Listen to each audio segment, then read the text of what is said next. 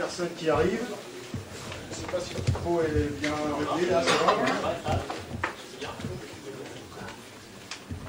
Bien, merci à vous tous d'être venus nombreux pour cette table ronde que le groupe local d'attaque organise ce soir, consacrée à la politique agricole commune. Alors, l'idée de cette table ronde, c'est de comprendre les enjeux de la nouvelle politique agricole commune qui va être rediscutée en 2013 et appliquée ensuite en 2014, avec deux parties dans notre travail, dans notre réunion de ce soir. À la fois 4 intervenants que je vais vous présenter tout de suite, qui vont parler de la PAC, exprimer leurs sentiments à l'égard de cette PAC au regard de ce qu'ils sont. Et dans un second temps, l'idée c'est aussi de faire des propositions. Parce que cette table ronde, elle s'inscrit un peu dans... Vous savez que la Commission européenne propose aux Européens, aux citoyens européens, une concertation en vue justement de la mise en place de cette PAC 2013, qui va se clore le 20 juillet prochain, pour, pour avoir des éléments pour réorganiser cette PAC. On ne sait pas ce qu'elle sera, mais l'idée c'est quand même d'une concertation. Donc on a profité, on a pris la balle au bond, et au terme de la première partie de ce débat, eh bien, vous aurez la possibilité, comme nos invités l'auront aussi, de faire des propositions. Ces propositions seront inscrites en même temps que vous les ferez sur l'ordinateur. C'est Baptiste qui les traitera. Il y a des feuilles A4 blanches qui sont à votre disposition là au fond de la salle. Vous avez sans doute des crayons les uns et les autres. Et pendant ce débat, vous aurez cette possibilité de participer au listage de ces propositions. Voilà, alors, nos invités. Aurélie Trouvé. Aurélie Trouvé est coprésidente d'Attaque, mais elle est aussi ingénieure en génie rural. Elle est docteure en sciences économiques, maître de conférences. Enfin, une tête bien faite et bien pleine, mais les autres aussi sont des têtes bien faites et bien pleines. Peut-être une tête moins féminine, on va dire, pour Jean. Hein, voilà. Jean Cabaret est membre de la Confédération Paysanne et en tant que membre aussi de Via Campesina au niveau de l'Europe, spécialiste des problèmes de l'Amérique du Sud. Je ne me suis pas trompé. Intéressé sur les problèmes touchant l'Amérique du Sud.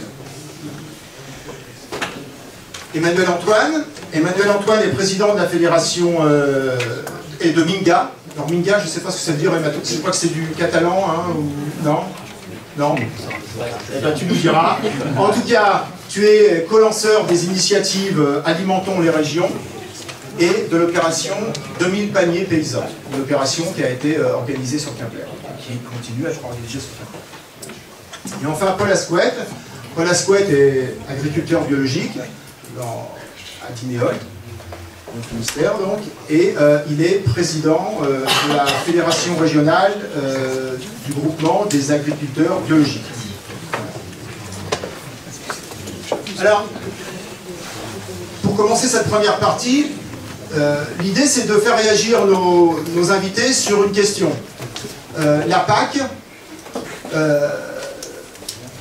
telle qu'elle a été organisée, telle qu'elle va être réorganisée, est-ce que ça peut être un véritable instrument de régulation, ou bien, dans la mesure où elle est dans un environnement économique libéral, globalisé, avec le poids de l'Organisation mondiale du commerce, est-ce que, de toute façon, elle ne sera qu'un instrument pour préparer ceux qui pourront s'adapter au libre-échange? Est-ce qu'elle peut avoir d'autres objectifs? Et si oui, lesquels? C'est tout l'enjeu de la discussion de ce soir et des propositions qui pourront être faites. Alors rapidement, hein, la PAC, bon, je pense que bon, il y a sans doute des gens très spécialistes ici, mais il y en a peut-être qui sont sans doute un peu moins. Hein. c'est parti du traité de Rome en 1957, ça a été mis en place en 1962, et l'idée c'était de consolider les marchés agricoles et de maintenir des prix corrects pour les agriculteurs, sachant que l'objectif à cette époque, après la guerre, c'était de nourrir l'Europe. Hein. Voilà. Alors,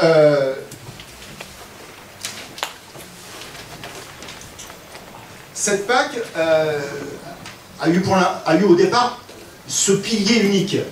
Mais en 1999, il y a un second pilier, hein, ça c'est dans le jargon des agriculteurs, le deuxième pilier de la PAC, qui était lui centré sur le développement rural.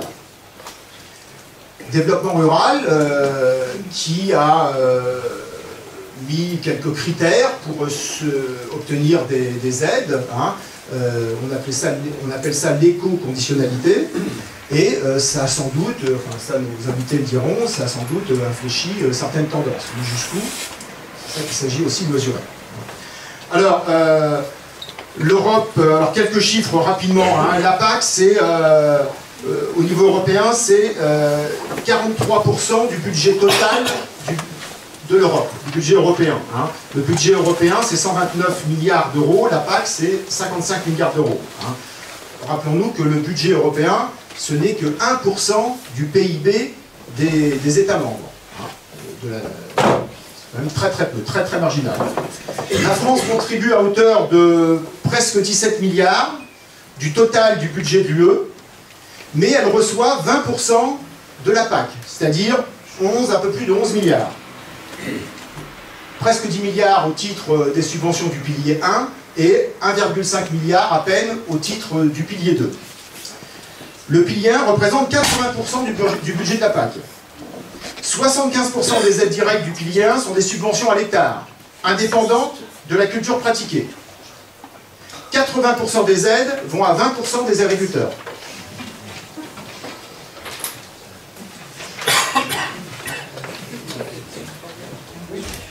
Au niveau des prix, la part de la valeur ajoutée qui va aux agriculteurs, elle est passée de 28% en 2005 à 20% en 2001.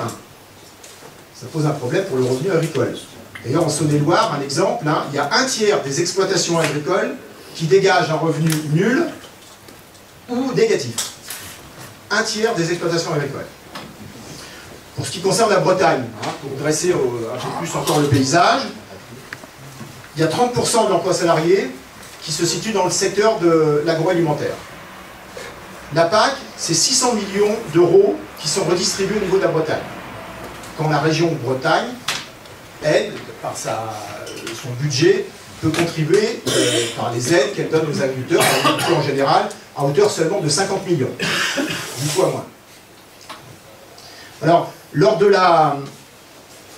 mercredi dernier, mercredi il y a une dizaine de jours, il y avait la région Bretagne qui organisait un débat au Chapeau Rouge, à Quimper, là, ouvert à tout le monde. Hein, donc il y avait absolument tous les représentants de l'agriculture. Il y avait à la fois la Chambre d'agriculture, il y avait des agriculteurs biologiques, il y avait des volaillers, des cochonniers, il y avait des élus, des conseillers généraux de cantons ruraux, des élus des maires de petits bleds de Bretagne, et voilà, alors évidemment ça partait un petit peu dans tous les sens. Mais au final de cette discussion, on se rendait compte qu'il y avait quand même un clivage important, et il y avait vraiment deux options qui apparaissaient. Il y avait celle de ceux qui sont adaptés, qui vivent de la PAC, et qui pensent que ça peut continuer comme ça, qu'on est dans un environnement économique libéral, il faut avoir un avantage compétitif, et que l'avantage compétitif dans une région agricole, dans un pays agricole comme la France, ça exige d'avoir des productions intensives, orientées vers l'exportation. Et à l'inverse, il y avait une autre partie de la salle qui pensait qu'il fallait reconsidérer les choses, reconsidérer le modèle, et que il y avait d'autres critères qui rentraient en ligne de compte. Il y avait notamment le critère environnemental, hein, et que l'idée, c'était au contraire d'avoir une production agricole, mais centrée non pas sur l'exportation, mais sur des marchés beaucoup plus locaux. Voilà. Vous voyez ce clivage extrêmement fort, hein, qui apparaissait à la fin de cette discussion. Voilà, alors ben, je vais donner la parole maintenant à peut-être Jean, tu veux commencer, hein? Donc Jean, en tant que syndicaliste, est-ce que la PAC, c'est un instrument de régulation efficace? Est-ce que ça peut avoir d'autres objectifs que ceux actuellement, hein? Si oui, lesquels? Et quelles propositions peut-on faire par rapport à ça?